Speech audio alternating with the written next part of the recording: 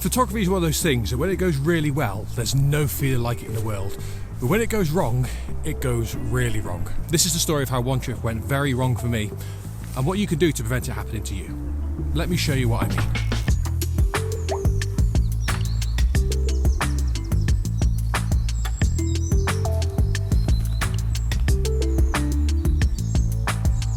So this is to blame for everything going wrong. You see, as photographers, we are completely reliant on memory cards for our photography to be retained and kept safely.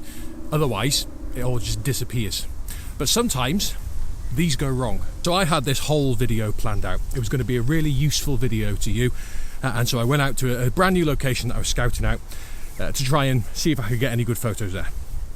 Filmed the whole video, all went to plan, came home with some great photos, and then I went to plug my card into the computer and it told me that the card was corrupted. Now, there are many photographers who this will never happen to in their whole lives. But when it does go wrong, it can really sort of, well, ruin your day. Somehow I've got to get through all these nettles. This is what happens when pathways are neglected. Here we go. So these are the reason that I've come along this particular footpath today. You see, as I was walking past here a few years ago, sort of exploring the footpaths around this area, I walked past this forest and noticed just how many foxgloves they're wearing here.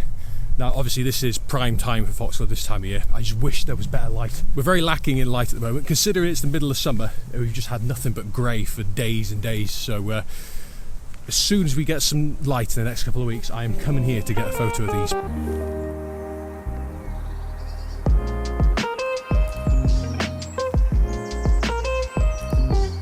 Just look how many there are.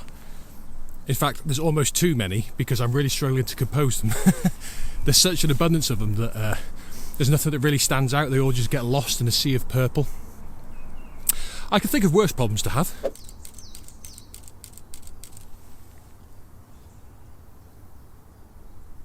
I don't really like ICM photography, but that's just how desperate I'm getting. It looks far too much like AI these days for me to really get into ICM photography, which is a real shame. It's a proper art form, but I think it's one of the first things that's going to be killed off by AI. How can you tell the difference? So I think I finally found a pretty good composition. We've got this sort of shrub here that stands out as its own character and is backed by all the foxgloves behind it, which makes for really quite a nice scene, I think.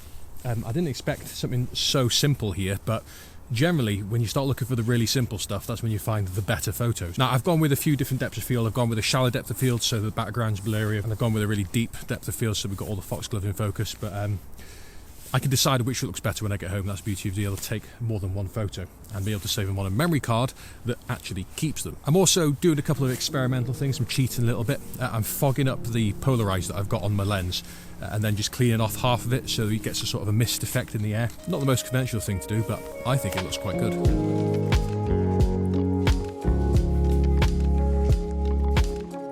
You see, part of the problem is that it's impossible to predict exactly when it's going to go wrong. There's nothing you can do to tell which card it is that's going to fail at which point. It's a reality that some cards will eventually fail one day and you don't know which one will and which one won't. Some cards you can have them forever and you won't have to worry about it, but some, as soon as their warranty expires, boom, they're gone just like that. I don't think it's a conspiracy. It's not the manufacturers doing it. It's just a reality of SD cards. There are more expensive ones that are more reliable, but there's always a risk. And there's one particular problem with this camera, the camera that I have loved for years and has never let me down, and that's the fact that it's only got one card slot. For years I've been using the Canon 250D and it has never once let me down until last week. And in reality, it wasn't the camera that let me down, and it wasn't even the card's fault for failing that let me down. It's my own fault for relying too much on photography gear that I've personally outgrown. You see, the Canon 250D is a brilliant camera and it will do most people, 99% of people, absolutely fine. But it's still a beginner's camera. And I mean this in the best possible way, but I am long past being a beginner photographer. I've absolutely loved this camera and I've never had a reason to upgrade, which is why I haven't. Many people would have upgraded a long time before I had. But because I'm the sort of person that just doesn't want to spend the money on new gear, then I've just stuck with it. If it ain't broke, don't try to fix it.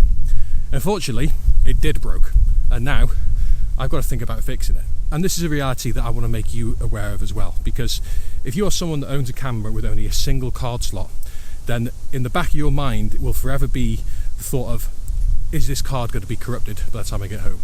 If you're out on the shoot of your life gathering fantastic photos, or if you're working for a client, even worse, and they're expecting payment for photos that you're taking, especially if it's a wedding, and that card fails, you are going to be in big trouble. So the solution to the problem is to have a backup. Have a camera that has 2 card slots. For example, the camera I'm filming on, the Lumix S5, that has 2 card slots. And today, I've actually taken backup photos of the ones that you've seen on the Lumix in case this card corrupts. Now, eventually, I'm going to have to think about upgrading. This is the thing that, sort of the straw that broke the camel's back, if you get my meaning, because until this point, I've never had a reason to upgrade, and now I have. Because I have to have 2 cameras, one for filming and one for taking photos for this channel, that means if I'm going to be reliant on the photos actually coming from the camera, then I need a camera that has got a backup. Now, there's a very, very, very rare chance that both cards could corrupt at the same time. The chances of that happening are absolutely minuscule, though. You're probably more likely to win the lottery. But as the old saying goes, 2 is 1 and 1 is none. If 1 fails, you've got a backup if you've got 2 card slots. If you've only got 1 card slot and it fails, that's all the photos, footage, whatever, wiped out. You can never recover it. There are some programs you can use to maybe try, but in my experience, they've not been very reliable. This video is sponsored by My Social Media. Are you tired of photographers sharing the same old rubbish over and over again? Well, me too. Why not look at my rubbish? But there's a difference. You see, with my rubbish, I like to take it and show you exactly how I produced it, so that you can see exactly why I took the photo when I took it. That means if you want to take information away from my photos and use it in your own photography, then you absolutely can. So give me a follow at the Joshua Begg. Back to the video. Does this mean then, if your camera has only got 1 card slot, you should throw it away? Well, I don't think so. For most people, this will never happen to them.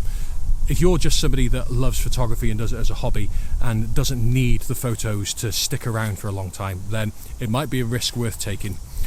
Don't go out and get into debt or spend money that you can't afford on a camera just so you can get an extra card slot. There are plenty of affordable ones out there that have 2 card slots. You know, you've got Micro Four Thirds cameras with 2 card slots. You've got small Canon cameras, small Sony cameras, small Fuji cameras. You can get any sort of camera you want that's affordable with 2 card slots. If that's really important to you, then absolutely go out and buy a camera with that. And that's the stage I'm at with my photography now. I cannot afford to go out and lose my photos. I need to have a backup. So as a result, I'm going to have to start looking for a camera with 2 card slots. For those of you that have watched my channel because I've got the Canon 250D, I don't want you to think that this is some sort of betrayal to you. I still love the Canon 250D, and it's not the Canon's fault that this happened. It's my fault because I didn't have the backup in place. I'm probably going to keep the Canon for a long time. It's not going anywhere anytime soon. I'll still use it on this channel. Don't worry about that. So if you want to see what camera I do end up choosing, then feel free to subscribe, because you'll get to see then. And I'll see you next time. Labels blowing up my line and got me missing calls.